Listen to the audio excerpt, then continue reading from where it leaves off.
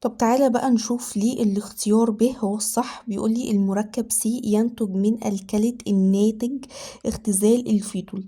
طيب نبتدي من الآخر للأول. ايه هو ناتج اختزال الفينول؟ الفينول ده عبارة عن حلقة بنزين فوقيها في OH. تمام كده.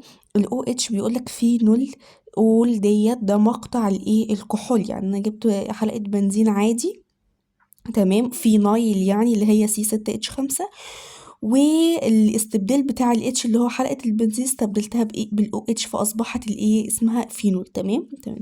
جبت لها ايه؟ جبت لها الزد ان اللي هو عامل مختزل. طب الزد ان ده وظيفته عامل مختزل، بيعمل اختزال يعني بيشيل الايه الاو من المركب اللي عندي وبيكون عندي ايه الزد ان او. تمام. هيتحول عندي لايه؟ بص كتبت لك ايه، كتبت لك ذره الهيدروجين اللي عندي اللي هي الاتش اللي اتبقت بترجع لحلقه البنزين تاني، يبقى اللي اتبقى عندي ايه؟ هو حلقه بنزين. اذا ناتج اختزال الفينول هو مين؟ هو البنزين. تمام. نيجي نرجع تاني للاختيار. بيقول لي المركب سي ينتج من الكلة ناتج اختزال الفينول. طب ناتج اختزال الفينول لسه مطلعينه اللي هو مين؟ البنزين. ينتج من الكلة. تعال نشوف هل المركب سي هو الكلة البنزين.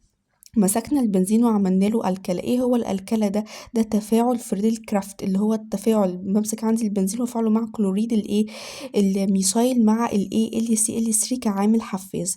تمام. اهو مسكت البنزين طلعت منها الحاجات اللي انا هستبدلها اللي هو الاتش والاتش مع CH3 والCl والايه LCl3. طب الCl مسكت الاتش طلعت في صورة ال HCl، CH3 دخلت مكان ال H، فهيبقى عندي ناتج ايه؟ حلقة بنزين ماسكة في CH3. الناتج عندي هو ايه؟ هو التولوين. اذا فعلا المركب سي ينتج من الكاليت ناتج اختزال الفينول، يبقى الإجابة دي صح. طب ليه دال غلط؟ لأن بيقولي دي ده اللي هو حلقة بنزين من غير أي روابط ثنائية لأني أنا اختزلتها.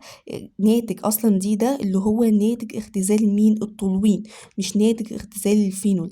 الفينول ده OH أنا ما اختزلتهوش، لأ أنا بص هنا أنا اختزلت اللي هو التولوين تحت أهو بإيه؟ لما حطيت له ال H2 اختزلته وطلع لي اللي هو حلقة أليفتية مشبعة من الإيه الهكسان وعليها برانش كده من ال CH3. تمام كده.